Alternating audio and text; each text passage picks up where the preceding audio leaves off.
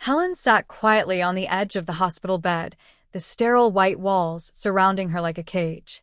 She was no stranger to hospitals, having visited more times than she cared to admit in recent years. Yet, today was different. Today, she had undergone a minor procedure, a routine surgery she'd been told would be over in a few hours, after which her son, Peter, would pick her up and bring her home. It was a promise he had made when he dropped her off earlier that morning. She glanced at the clock on the wall, 10 a.m. It felt like a lifetime ago when she first arrived at the hospital, still half asleep from the early morning drive. The staff had been kind, the procedure itself a blur, and now, here she was, waiting for Peter. He'd promised to come. The nurses had checked in on her a couple of times, but there was no sign of Peter. Helen couldn't help but feel a sense of unease, but she brushed it off, attributing it to the medication still lingering in her system. Perhaps he had been caught in traffic, or maybe he had to finish a meeting at work. These things happened, she thought. She stared out the small window by her bed, the overcast skies reflecting her growing sense of unease. The minutes stretched into what felt like hours, and still, there was no sign of him. He's probably just running late, Helen reassured herself aloud, though her voice felt small and unconvincing. The nurses checked in every now and then, offering small smiles and reassurances that Peter would be here soon. But after the third round of checks, Helen couldn't ignore the truth anymore. It was nearing noon now, and Peter still hadn't arrived. Her phone, placed on the small table next to her, sat silent. No calls, no messages. She felt a tightness in her chest, an uncomfortable twinge of anxiety. Maybe he was busy, he always had something going on after all. But still, there was this nagging feeling. Helen picked up the phone and dialed Peter's number, her fingers trembling slightly. The phone rang, and for a moment, she allowed herself to imagine that he would pick up, that he would apologize and say he was just around the corner. But then, the call went to voicemail. "Hi, you've reached Peter. I can't come to the phone right now, but leave a message and I'll get back to you as soon as I can." Helen sighed, her heart sinking. She left a brief message, telling him that she was still waiting and asking him to call as soon as possible. She sat back against the bed, staring at the clock again. It was almost 12:30 now. Her thoughts began to wander. Maybe he got caught up at work. Maybe he forgot about me. Maybe he's just too busy. The last thought was the hardest to accept. Helen had always been there for Peter. Through thick and thin, she had supported him. She had attended every soccer game, every school play, every birthday, and every graduation. She'd spent sleepless nights caring for him when he was sick, celebrating with him during his successes, and comforting him during his failures. She had done everything a mother could do. And now she was alone in this hospital room, waiting for her son, the person she thought she could always rely on. But the longer she waited, the more she realized he wasn't coming. She tried to push away the feeling of abandonment. After all, she had raised him to be independent, to make his own life, to succeed on his own terms. But in that quiet moment, with no one else around, all she could feel was the sting of loneliness. As the clock ticked on, Helen began to wonder if this was what aging felt like, the slow, quiet realization that the people you once relied on, the ones you loved most, were drifting away. She had felt it in the small ways over the years. The missed calls, the forgotten birthdays, the hurried conversations that always ended with Peter rushing off to another commitment. But this felt different. This felt like something final. Why hadn't he come for me? The question echoed in her mind, louder now than the soft beeping of the machines around her. Her fingers clenched around the edge of the hospital bed, frustration bubbling inside of her. It wasn't like Peter to forget her. Or was it? Helen realized that over the past few years, their relationship had changed. The phone calls had become less frequent, the visits fewer. He had his own life now, his own family, his own world. Still, she clung to the memory of a time when it had been just the two of them, when he had needed her, and she had been his whole world. Back then, she could count on him. Back then, she knew exactly where she stood. But now, in this quiet room, Helen didn't know where she stood. She had spent years pouring everything she had into her family, into her son.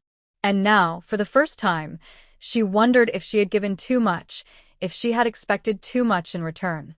Her heart ached as she looked at the door again, hoping that Peter would walk through it, smiling sheepishly and apologizing for being late. But the door stayed closed, and the minutes continued to drag on. Helen's eyes flicked nervously to the clock again. 1:15 p.m.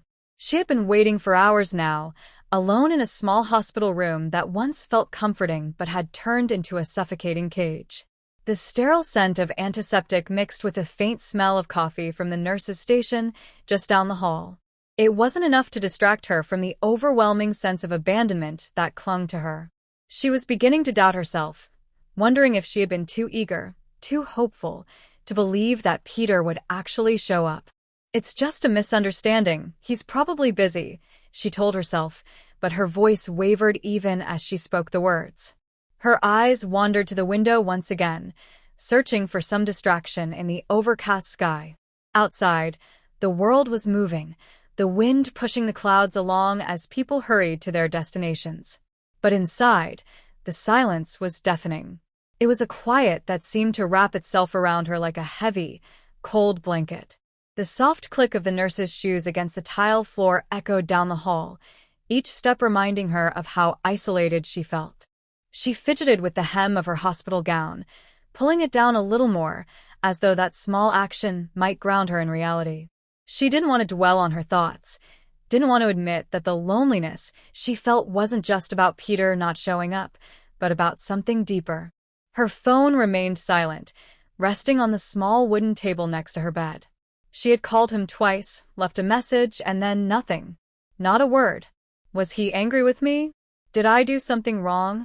The questions felt absurd, but they pressed against her chest like a weight she couldn't shake off.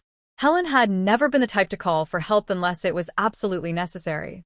She prided herself on being self-sufficient, even now, as she aged and her body became less forgiving. She had always been there for Peter, even when he pushed her away, even when the world demanded more from him than he could give. But now, as she sat here, alone in this cold room, she couldn't help but wonder, was she invisible to him? She hadn't wanted to admit it to herself, but the truth was hard to ignore. The relationship between her and Peter had changed over the years. It had shifted in ways that made her feel more like a distant memory than an active part of his life. She had always understood that children grew up, that they became independent. But as the years went by, she found herself slipping further and further into the background of his life. A memory stirred in her mind, her last birthday, just 6 months ago. Peter had called to wish her well, of course, but the conversation had been brief, almost hurried. It was as though he were checking off a box. "Happy birthday, Mom. I hope you're doing okay. I've got a meeting, I'll talk to you later." Later never came.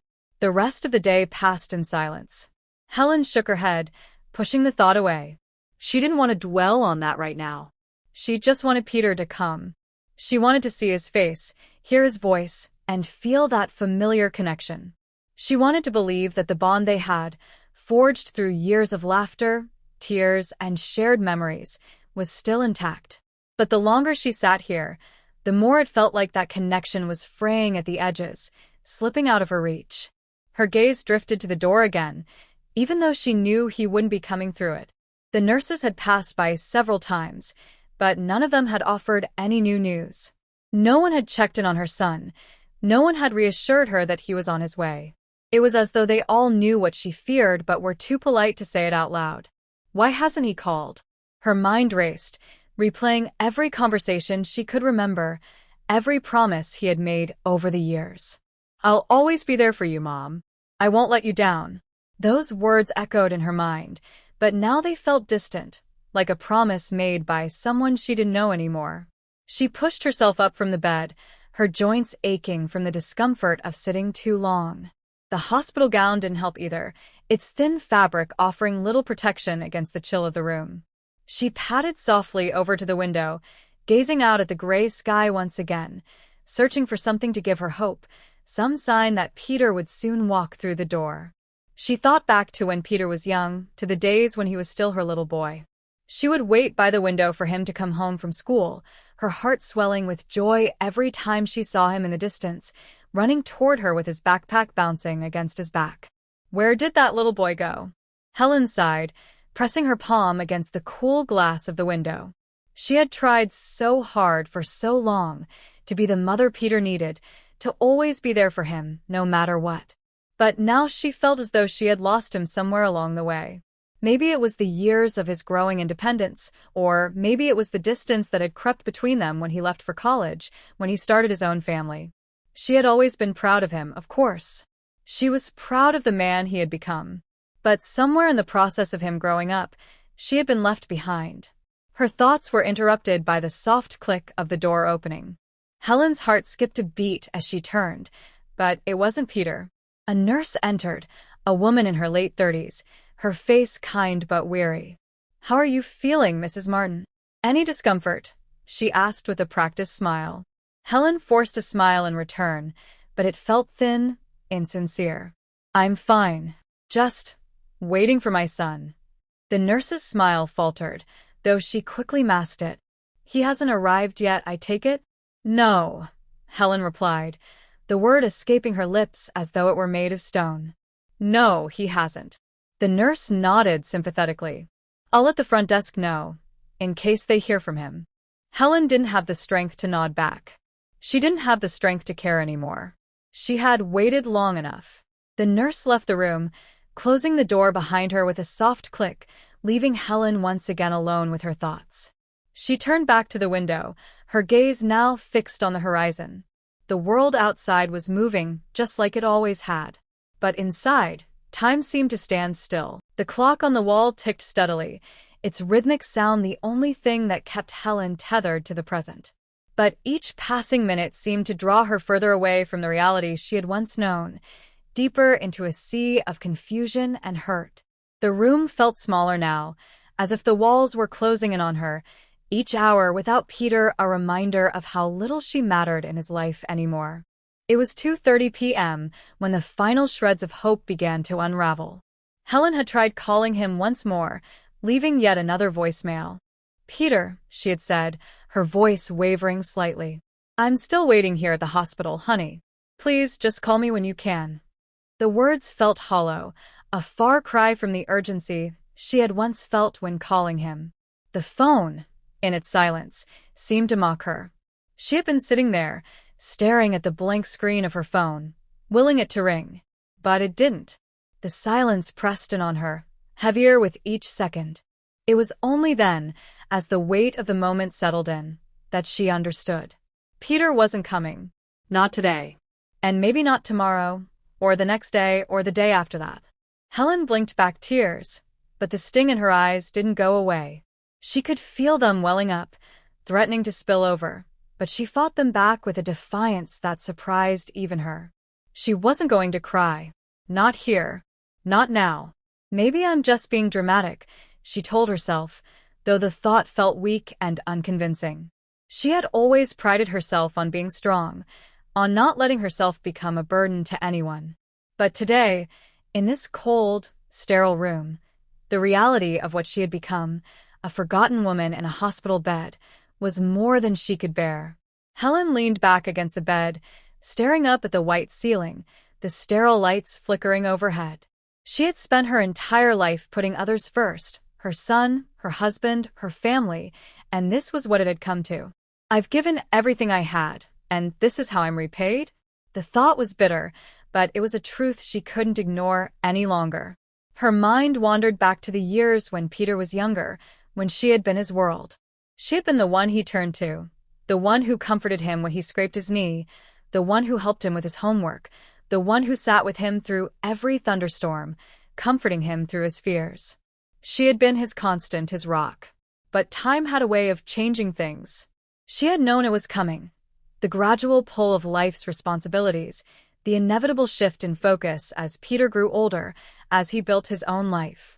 Still, she never imagined it would happen so quickly, so suddenly. One day, she had been the center of his universe, and the next, she was a distant memory. She had always told herself that it was just a part of growing up, that every child grows up, moves out, builds their own life. That was how it was supposed to be. But it wasn't supposed to feel like this. Not like this. Helen closed her eyes, and memories flooded in. There was the day Peter had gone off to college. She remembered how she had stood at the door, waving him off, holding back tears as he drove away. She had reassured him that everything would be fine. Go, live your life, she had told him. I'll be here when you need me. But in truth, she wasn't sure if she was ready to let go. He was her only child, her heart and soul. The first few months had been hard, of course. She had missed him terribly. The house felt too quiet without his voice, his laughter echoing through the rooms. But slowly, she had adjusted. She had kept herself busy with her hobbies, her friends, and the small routines that kept her from falling apart. Still, there was always an emptiness, a hole she couldn't fill. It wasn't until the phone calls started to dwindle that she began to worry. At first, she thought it was just his busy schedule. He's got a lot on his plate now, she had told herself. He's starting a career. He's got new friends. He's making a life of his own. But as the months passed, the calls became less frequent. The texts fewer and farther between. And then there was the last birthday, the one where Peter had called just to say happy birthday, nothing more, nothing less, and then quickly ended the conversation. I love you, Mom, he had said, his voice distant. But those words, once so full of warmth, now felt hollow. And today, as she sat here in this sterile hospital room, waiting for a son who had promised to pick her up, she realized with painful clarity that she had become a stranger to him. She had become something that was easy to forget, easy to ignore. Tears welled up in her eyes, but Helen blinked them away. She wouldn't cry. Not now, not when she had no one to lean on. The thought of calling her daughter-in-law crossed her mind briefly, but she pushed it away. She had always kept her distance from Linda. She's busy with her own life, Helen thought, bitterly. Besides, she didn't want to feel like a burden. It was better this way, she convinced herself. Better to suffer alone than to admit how much she needed them. The silence in the room was oppressive. It felt like it was smothering her, suffocating her from the inside. The weight of her loneliness pressed against her chest, making it hard to breathe. She thought back to the days when Peter was young, when her world had revolved around him. And now, it seemed like that world had crumbled into dust. She looked around the room, taking in the sterile surroundings, the white walls, the uninviting bed, the quiet hum of machines in the corner. It all felt so empty, so devoid of life. Is this what growing old feels like? She wondered. To have everything fade away, piece by piece. To watch the people you love drift away into their own lives, until there is nothing left but an aching void. Helen's heart twisted with the realization that her son, her only child, was slipping further and further from her. And there was nothing she could do to stop it. Helen's thoughts swirled like leaves caught in a restless wind. As she sat in the sterile hospital room, a sense of quiet despair slowly settled over her, pushing away the small flickers of hope that had remained just hours ago. She sat there, staring out the window, watching the dull clouds drift by in the pale autumn sky. The stillness of the moment seemed to reflect her own inner emptiness. She tried to remember the last time she and Peter had spent a real, uninterrupted moment together. There had been so many years of loving him, raising him, being there for him through every step of his life. But now, in this lonely hospital room, it felt like all of that was being swept away by something invisible but powerful. Her fingers traced the edge of the hospital blanket, her mind drifting backward in time, to the days when Peter was young, full of energy, full of life. Back when he had still needed her in a way that felt so absolute, so certain. The memory came to her unbidden. Peter, only 5 years old, standing by the door, his eyes wide with excitement. He had been dressed in his Little League uniform, the blue cap cocked to the side, his glove hanging by his side like a prized possession. I'm going to be the best player on the team, Mom. I'm going to make you proud, he had shouted, grinning from ear to ear. Helen had smiled, kneeling down to his level, brushing a stray lock of hair from his forehead. You already make me proud every day, sweetie, she had said, kissing the top of his head. She remembered the warmth that had filled her heart in that moment. He had been her whole world. And then there were the school plays, the first one when he was in second grade, where he had played the role of a prince. He had been so nervous, but the moment he stepped on stage, all his fear had disappeared. His eyes had scanned the crowd until they found her, and when they did, his face lit up with such joy that it almost took her breath away. He had waved, the prince in his glittering costume, and she had waved back, her heart swelling with pride. He still needs me, she had thought. He's just a boy, and I'm his biggest fan. I'm his world. But somewhere along the way, that world had shifted. Helen wasn't sure when it had started, when the shifts became cracks, and the cracks became chasms. She couldn't pinpoint the exact moment, but she could feel it now, like a fading echo from the past. As Peter grew older, he pulled further and further away. College, his career, his own family. And each time, Helen had let him go, convinced that it was all part of the natural process. She tried not to be too clingy. She told herself it was good for him to have his own life, to grow into his independence. But deep down, a part of her had always wondered, am I just a memory to him now? A footnote in his life that he checks every now and then when it's convenient? Her fingers tightened around the edge of the blanket. He promised. The words cut through her like a knife. She could still hear them in her mind, clear as day. The promise he had made to her when he was younger. The promise that he would always be there for her, just as she had always been there for him. She had believed it then, with all her heart. I'll never forget you, Mom. I promise. I'll always make sure you're okay. I'll always come for you. He had said those words with such conviction, such certainty. It was a promise she had clung to through the years, through all the times she had quietly struggled with the growing distance between them. But now, as she sat alone in this room, those words felt hollow. The promise seemed so distant, so easily forgotten.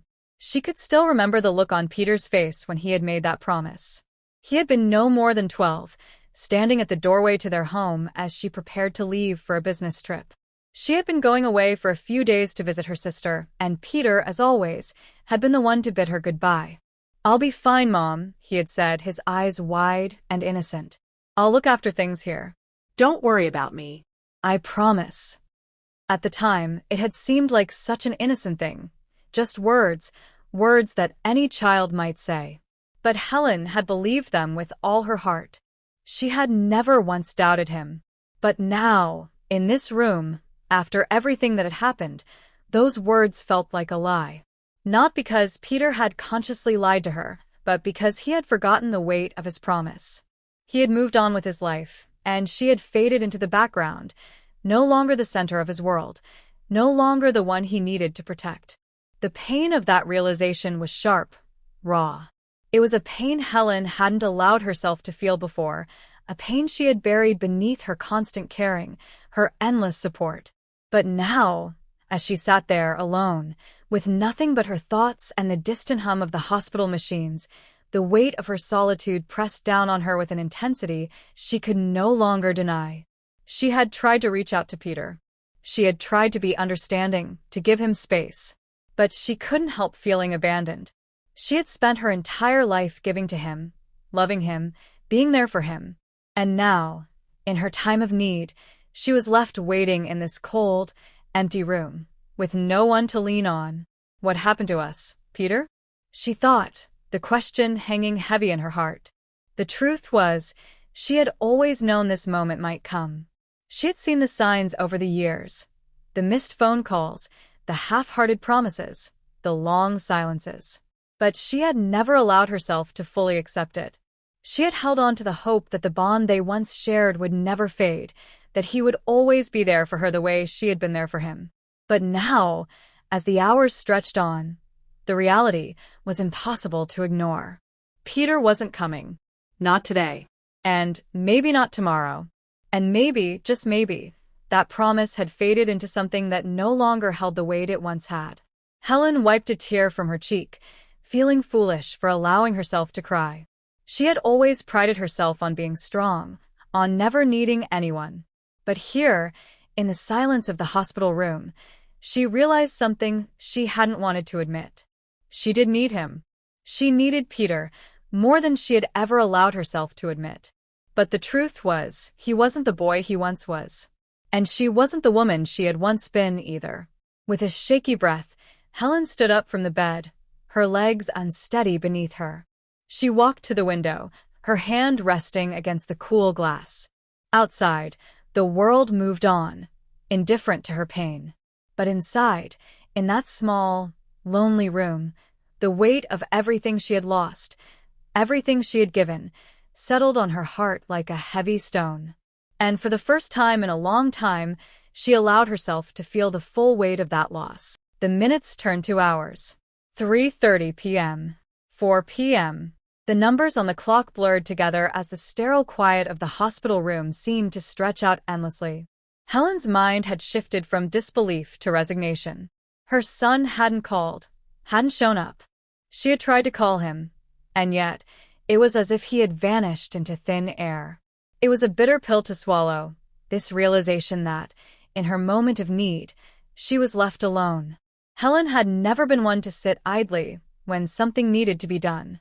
She had always been the fixer, the one who handled things, made decisions, got things done. She had always believed in taking control of her own destiny, no matter the circumstances. But today, as she sat in this small room waiting for someone who would never arrive, she felt more powerless than she ever had before. But as the day wore on, a spark of frustration began to build inside her, a quiet anger that replaced the shock and sadness that had dominated her thoughts earlier. Why am I sitting here waiting for him? She thought, her chest tightening. Why am I letting him decide my fate? She glanced around the room once more. The clock ticked on, but nothing else in the room seemed to matter anymore. The soft buzz of the fluorescent lights above, the clattering of nurses' footsteps in the hallway, all became a dull background hum to her thoughts. Helen had always been self-sufficient. She had raised Peter alone for most of his childhood, had managed the house, and had taken care of everything with little to no help from anyone. There was a time, not so long ago, when she had prided herself on her ability to take care of things without relying on anyone. She had never been the type to ask for help, not even from Peter. She had never wanted to burden him. But now, as the weight of the silence grew heavier, she knew something needed to change. She needed to take action. She couldn't sit in this hospital room, helpless and ignored, waiting for someone who couldn't even keep a simple promise.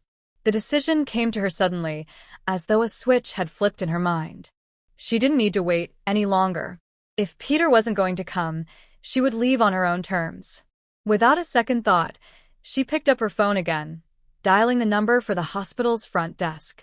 She had rented a car before, a long time ago, when she and Peter had taken road trips together as a family. She could do it now, she reasoned. It wasn't that difficult. And it would get her out of this suffocating hospital room. The phone rang twice before a receptionist picked up. "Hello, this is the front desk. How may I assist you?" "Hi," Helen said, her voice steady but tinged with the sharp edge of impatience. "I'd like to rent a car, please." The receptionist paused, perhaps taken aback by the request, but she quickly recovered. "Of course, ma'am. Let me connect you with a car rental service. One moment, please." Helen's fingers drummed against the side of the bed as she waited. She felt an unfamiliar sense of purpose rising in her chest, a sense that maybe, just maybe, she could still take control of her own life, even in the face of disappointment. The phone clicked, and a new voice came on the line. "Good afternoon, ma'am. This is the car rental service. How can I help you today?" "I need to rent a car," Helen said, her voice firmer now. "Just a small one, something I can drive home in. I'm at the hospital, and I need to leave as soon as possible." There was a brief pause. "Of course, ma'am. We have a few vehicles available. Do you have a driver's license with you? And will you be returning the car today?" Helen hesitated for a moment. Technically, she hadn't driven in months, maybe even years. Her car had been collecting dust in the driveway since Peter had started driving her places. But she knew she could still drive. She had learned when she was a teenager, and those skills never truly went away. "I can drive," she said, her voice more confident now. I'll be returning the car in a few days. I just need to get home. The receptionist took her information, confirming the details. A small, affordable sedan was available for her. It wasn't much, but it would be enough. Thank you, Helen said, feeling a strange sense of relief flood over her. She was no longer just a passive observer of her own life. She was taking charge. She was leaving this hospital room and going home on her own terms. After the call ended, Helen sat for a moment, staring at the phone in her hand. She wasn't sure what she expected when she made the call. Maybe a sense of victory, maybe even a surge of pride. But all she felt was exhaustion, both physical and emotional. The anger that had driven her to act so decisively slowly ebbed away, replaced by a quiet, aching sadness. Where was Peter? She thought again, as she lay back against the pillow, staring up at the ceiling. Why wasn't he here? The question lingered in the air, unanswered. Helen stood up slowly, feeling the pull of the weight that had been building in her chest for so long. The decision was made. She would leave. The hospital room was no longer a place for her to wait. If Peter wasn't going to pick her up, she would pick herself up. She would find her way home, even if she had to do it alone. The nurses would need to check her out before she could leave, but she was ready. She was tired of waiting for others to take care of her. It was time to take care of herself. Helen glanced at the clock one last time. It was nearly 5 p.m. The day was fading into the evening, the soft glow of the setting sun spilling through the window. A small sigh escaped her lips as she turned toward the door, ready to face the next chapter of her life, whatever it might bring. She wasn't sure how things would play out, but one thing was clear. She was done waiting. Helen's fingers gripped the edge of the car rental agreement as she made her way toward the parking lot. The sun was beginning to dip low in the sky, casting long shadows across the pavement. She had spent hours waiting in that hospital room, wondering what had gone wrong, questioning where everything had changed. But now, as she walked toward the small sedan that would be her companion for the journey home, something inside her clicked, a quiet, defiant strength rising from within. She hadn't driven in years, but the feeling of the car keys in her hand, the weight of them, felt familiar. She had driven Peter to school, soccer games, and piano lessons for so many years. Those were the days when her life had been full of purpose, when everything revolved around his needs and dreams. But today was different. She wasn't driving for someone else. She wasn't driving to take him somewhere or wait for him to call. She was driving for herself. The small car was parked under the fluorescent lights of the rental lot, its silver paint dull beneath the evening sky. It wasn't much, but it was enough. She opened the door and slipped into the driver's seat, feeling the cool leather beneath her fingers. Her hands hovered over the steering wheel for a moment, hesitating. What if I've forgotten how to drive? What if I'm not good enough to do this alone? The doubts came quickly, uninvited. But they weren't as loud as they used to be. She hadn't expected to feel this way. She hadn't expected to feel so small, so vulnerable, in the face of something that had once been second nature to her. But as she started the car, the engine humming to life beneath her, she took a slow, deep breath. She could do this. She could still drive. She could still take control of her life. And, more importantly, she could do it without anyone else's help. The car lurched slightly as she eased it into drive, and the quiet hum of the engine filled the space around her. She put her foot on the gas and guided the car slowly toward the exit of the hospital lot. The evening air was cooler than she had expected, but the steady rhythm of the road ahead was comforting. It felt like the first step toward reclaiming herself. The first step toward the life she had lost somewhere along the way. She glanced in the rearview mirror, watching the hospital fade into the distance. It was as if a door had closed behind her, the chapters of her life in that sterile, impersonal room slipping away with every mile. The hospital, the waiting room, the silence, those were things she had left behind. But even as she drove forward, a part of her was still tethered to the past. She had spent so much of her life waiting for others, waiting for Peter to need her, for her family to come through for her. And now, as she drove away from the place that had held her captive for hours, that question lingered in the back of her mind. Had she spent too much of her life waiting for someone else to define her? The road stretched ahead of her, quiet and open, the world sprawling before her in all its vastness. As the car picked up speed, she felt a slight thrill, something she hadn't felt in a long time. It was a reminder of her independence, of the freedom she had once known. She had forgotten what it felt like to move at her own pace, to make decisions without anyone else's input. She passed through the outskirts of town, the lights of the city fading into the soft darkness of the countryside. The drive felt long, but it also felt like a form of release. There was something about the movement of the car, the rhythm of the road beneath her, that allowed her to think, to breathe, to reflect. It was in this stillness, with only the sound of tires against asphalt and the occasional flicker of headlights from passing cars, that Helen allowed herself to feel what had been building inside her all day. She had tried to keep the feelings at bay, the pain, the confusion, the quiet abandonment she had felt when Peter didn't show up. But now, as the miles stretched behind her, those feelings came rushing forward. He didn't come for me, she thought. He promised he would. But he didn't. And maybe that's the hardest part to accept. He doesn't need me anymore. The sadness was real, sharp, and it cut deep. But something else was there too. A realization. A flicker of understanding. I don't need him either. The thought was startling, even to her. But as the words formed in her mind, she felt a sense of clarity. Over the years, she had given so much of herself to Peter, to her family.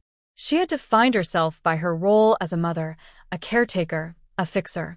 She had allowed herself to believe that her worth was measured by how much she could do for others. But now, in the stillness of the car, she realized something. She was more than just a mother, more than just someone who waited for others to need her. She was Helen. She was strong and she was capable. And, for the first time in a long time, she could see the possibility of her life stretching out in front of her without relying on anyone else to define it. The road wound through forests and fields, the light of the setting sun casting long shadows across the land. Helen's mind drifted back to her childhood, to the summers spent at her grandmother's house, to the days when life felt simpler. Her grandmother had been a woman of quiet strength, a woman who had never needed anyone to take care of her. She had made her own way in the world, and Helen had always admired that. As Helen turned the wheel and guided the car toward a winding country road, she thought about how much she had learned from that woman. She had always tried to be like her, independent, strong, self-reliant. But somewhere along the way, she had lost that sense of herself, that quiet strength. Today, in this car, on this road, she had rediscovered it. The miles continued to click by, and with each passing mile, Helen felt more at ease. Her hands on the wheel, her eyes on the road ahead, she felt in control, not just of the car, but of her own destiny. She wasn't waiting for anyone anymore. She wasn't waiting for Peter to show up, or for her life to return to what it once was. She was moving forward, creating a life for herself, a life that didn't rely on anyone else. As she approached the small town she called home, a deep, quiet sense of peace settled over her. It wasn't a loud, triumphant feeling. It was quieter, subtler, like the soft glow of a sunset slowly fading into night. Helen wasn't the woman who waited for someone to come for her anymore. She was the woman who got into the car and drove herself home. And that, in its own way, was freedom.